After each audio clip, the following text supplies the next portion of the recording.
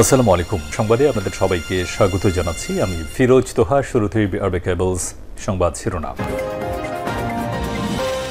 বাংলাদেশের সর্বশেষ গুরুত্বপূর্ণ আপডেট সংবাদে আপনাকে স্বাগত। শুরুতেই সংবাদ শিরোনাম, পরে বিস্তারিত। শুরুতেই জানাবো, সাবেক সেনাপ্রধান মইনু আহমেদের বাসভবনে হামলা, ভাঙচুর, আগুন। সাবেক সেনাপ্রধান জেনারেল মইনু আহমেদের বাসভবনে অগ্নিসংযোগ ও ভাঙচুর চালিয়েছে একদল তরুণ এবং যুবক। বৃহস্পতিবার রাত ৮টার দিকে নোয়াখালীর বেগমগঞ্জের চৌমোহনী পৌরসভার আলীপুর গ্রামের বাসভবনে এই অগ্নিসংযোগ ও ভাঙচুর চালায় বিক্ষুব্ধ ছাত্র জনতা। এরপর জানাবো, খুলনার দিগলিয়ায় হাসিনা এবং রেহানার রেস্ট হাউস ভাঙচুর। খুলনায় দিগলিয়া উপজেলা ভৈরব নদীর তীরে শেখ হাসিনা শেখ রেহানার দৃষ্টিনন্দন রেস্ট হাউস ভাঙচুর করেছে বিক্ষুব্ধ ছাত্র জনতা। গতরাত ৯টার দিকে রেস্ট হাউস ভাঙচুর শুরু করেন তারা। এ সময় তারা বিভিন্ন স্লোগান দিতে থাকেন। এদিকে ভোলায় ভেঙে ফেলা হলো শেখ মুজিবের মুরাল। ভোলায় ভেঙে ফেলা হয়েছে বিভিন্ন সরকারি বেসরকারি প্রতিষ্ঠানে থাকা শেখ মুজিবের মুরাল। ভোলা পৌরসভা, জেলা পরিষদ, জেলা প্রশাসক ও মুক্তিযোদ্ধা অফিসে থাকা মুরালগুলো ভেকু দিয়ে ভেঙে ফেলা হয়েছে। এবারে জানাবো, নারায়ণগঞ্জের কিং খ্যাত শামীম ওসমানের বাড়িতে বুলডোজার দিয়ে খেলল জনতা। নারায়ণগঞ্জ ৪ আসনের সাবেক সংসদ সদস্য শামীম ওসমানের দাদার বাড়ি আওয়ামী লীগের আতুরঘর হিসেবে পরিচিত বাইতুল আমান ভবন গুঁড়িয়ে দেওয়া হয়েছে। ভাঙচুরের আগে ভবনটিতে অগ্নিসংযোগ করা হয়। সেখানে উল্লাস করেন স্থানীয় ছাত্র জনতা। এদিকে শাওন এবং মির্জা আজমের বাসায় আগুন। আওয়ামী লীগের সাংগঠনিক সম্পাদক মির্জা আজম ও কথাসাহিত্যিক হুমায়ুন আহমেদের স্ত্রী অভিনেত্রী মেহের আফরোজ শাওনের বাড়িতে অগ্নিসংযোগ করেছে বিক্ষুব্ধ ছাত্র জনতা। গতকাল জামালপুর সদর উপজেলার নরুন্দি এলাকায় শাওনের বাবার বাড়িতেও অগ্নিসংযোগ করা হয়। এবং সর্বশেষ জানাবো, চাপের মুখে গাজা দখল থেকে পিছু হটছে ট্রাম্প প্রশাসন। যুক্তরাষ্ট্রের মার্কিন প্রেসিডেন্ট ডোনাল্ড ট্রাম্প গাজা দখলে নেয়ার পরিকল্পনা করছিলেন, তবে সৌদির বাধার মুখে এবং জনগণ প্রতিহত করায় অবশেষে গাজা দখল নেয়ার সিদ্ধান্ত থেকে পিছু হটেছে ডোনাল্ড ট্রাম্প। প্রিয় দর্শক, এতক্ষণ শুনছিলেন সংবাদ শিরোনাম, এবারে বিস্তারিত। তবে তার আগে বন্ধুরা, অনুরোধ থাকবে সংবাদটিতে একটি লাইক দিন। এই চ্যানেলে আপনি নতুন হয়ে থাকলে আমাদের সংবাদটি দেখতে দেখতে চ্যানেলটি সাবস্ক্রাইব করে রাখুন, যাতে করে বন্ধুরা আমাদের পরবর্তী লেটেস্ট আপডেট সংবাদগুলো সবার আগে আপনার কাছে পৌঁছে যায়। কমেন্ট করে আপনার মূল্যবান মতামত জানিয়ে দিন আপনি বিশ্বের কোন দেশ থেকে বা বাংলাদেশের কোন স্থান থেকে আমাদের সংবাদটি দেখছেন এবং শুনছেন। এবারে বিস্তারিত। সাবেক সেনাপ্রধান মঈনুদ্দিন আহমেদের বাসভবনে আগুন ও ভাঙচুর। সাবেক সেনাপ্রধান জেনারেল মঈন উ আহমেদের বাসভবনে অগ্নিসংযোগ ও ভাঙচুর চালিয়েছে একদল তরুণ যুবক। বৃহস্পতিবার রাত ৮টার দিকে নোয়াখালীর বেগমগঞ্জের চৌমোহনী পৌরসভার আলীপুর গ্রামের বাসভবনে এই অগ্নিসংযোগ ও ভাঙচুর চালায় বিক্ষুব্ধ জনতা। শেখ হাসিনা ভারতে বসে বাংলাদেশকে অস্থিতিশীল করার জন্য বিভিন্ন ষড়যন্ত্রমূলক কর্মকাণ্ড করছে। এর জবাব দিতে ছাত্র জনতা আবারও ক্ষোভে ফুঁসে উঠেছে। ছাত্র জনতা ধানমন্ডি ৩২-এর বাড়ি ভাঙচুর করেছে। সাবেক সেনাপ্রধান মইনু আহমেদ এর বাসভবনও ভাঙচুর ও অগ্নিসংযোগ করা হয়েছে। মূলত মইনু আহমেদের সময় বিডিআর বিদ্রোহেতে সেনাবাহিনীর ৫৭ জন কর্মকর্তাকে হত্যা করা হয়েছিল। মইনু আহমেদ একজন ভারতীয় দালাল ছিলেন বলে অনেকেই বলে থাকে।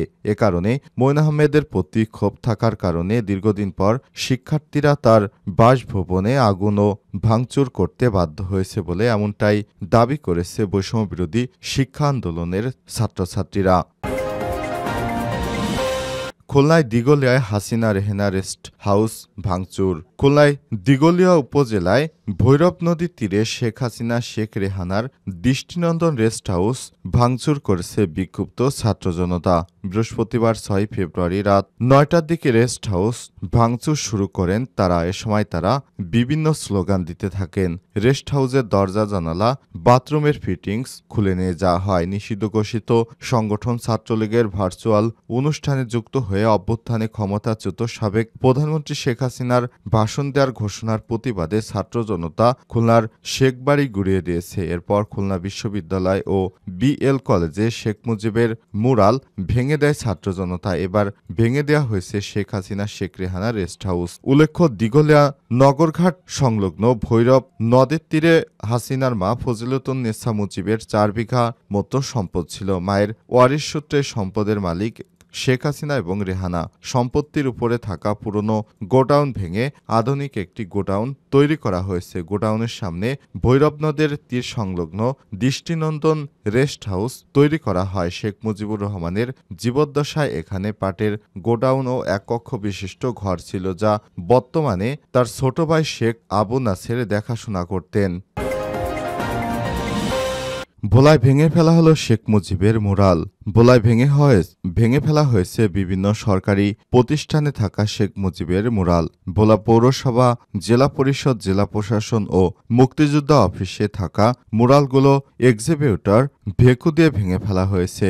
বৃহস্পতিবার 6 ফেব্রুয়ারি সন্ধ্যার পর থেকে মুরাল ভাঙা শুরু করে ছাত্র জনতা। সরেজমিনে গিয়ে দেখা যায়, সন্ধ্যা 7টার সময় কয়েকশো বিক্ষুব্ধ ছাত্র জনতা ভেকু এনে প্রথমে ভোলা পৌরসভার মুরালটি ভেঙে দিয়ে একে একে জেলা পরিষদ, জেলা প্রশাসন ভবনের সামনে থেকে মুরাল ভেঙে দিতে পারে। রাত 10টার দিকে বাংলা স্কুল সংলগ্ন থাকা জেলা আওয়ামী লীগের অফিসটি গুড়িয়ে দেয় তারা। এ সময় উৎসুক হাজারো জনতা গুড়িয়ে দেওয়ার দৃশ্য উপভোগ করে আওয়ামী লীগ ও শেখ হাসিনা বিরোধী বিভিন্ন স্লোগান দিতে থাকেন।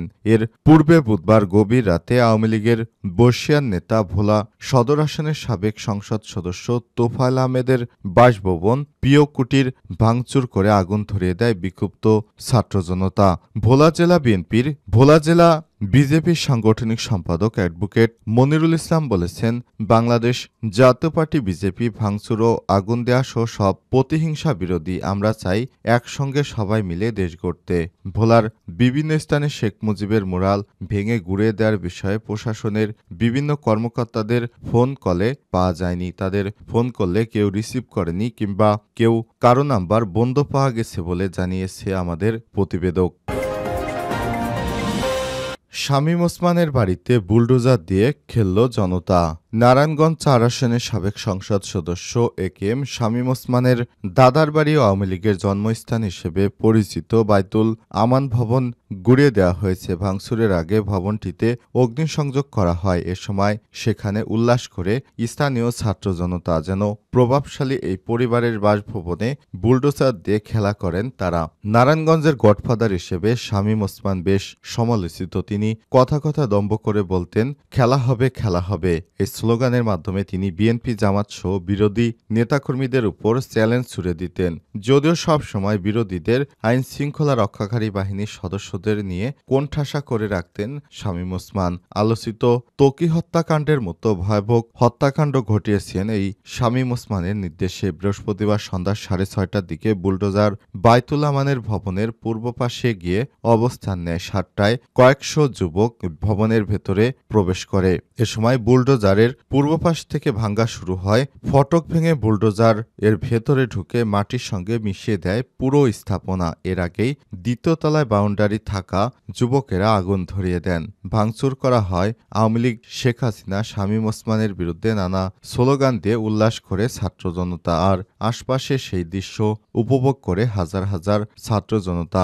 সবসময় নারায়ণগঞ্জের কিং হিসেবে খ্যাত শামীম ওসমান এলাকার জনগণের উপর ভয়ানক অত্যাচার করতেন বলে জানা গেছে। তিনি এই অত্যাচারের মাত্রা এত পরিমাণ বাড়িয়ে দিয়েছিলেন যে নারায়ণগঞ্জের কোনো মানুষ তার বিরুদ্ধে একটি টু শব্দটি করতে পারত না। কিন্তু শেখ হাসিনা পালিয়ে যাওয়ার পর শামীম ওসমানকে আর পরিবার সহ দেশের কোথাও দেখা যায়নি। ধারণা করা হয়েছিল তিনি যুক্তরাষ্ট্রে গিয়েছেন। তবে অনেকেই বলেছে নারায়ণগঞ্জের শামীম ওসমানকে অনেকেই নাকি ভারতের দিল্লির একটি মাজারে দেখতে পেয়েছিল। আবার কেউ বলছে শামীম ওসমানকে দুবাইয়ে দেখতে পেয়েছি। আসলে শামীম ওসমান কোথায় আছেন এ ব্যাপারে এখনো স্পষ্ট করে কিছু বলা যাচ্ছে না। তবে তার পৈতৃক নিবাস বাড়িটি ধুলির সঙ্গে মিশিয়ে দিয়েছে ছাত্র জনতা।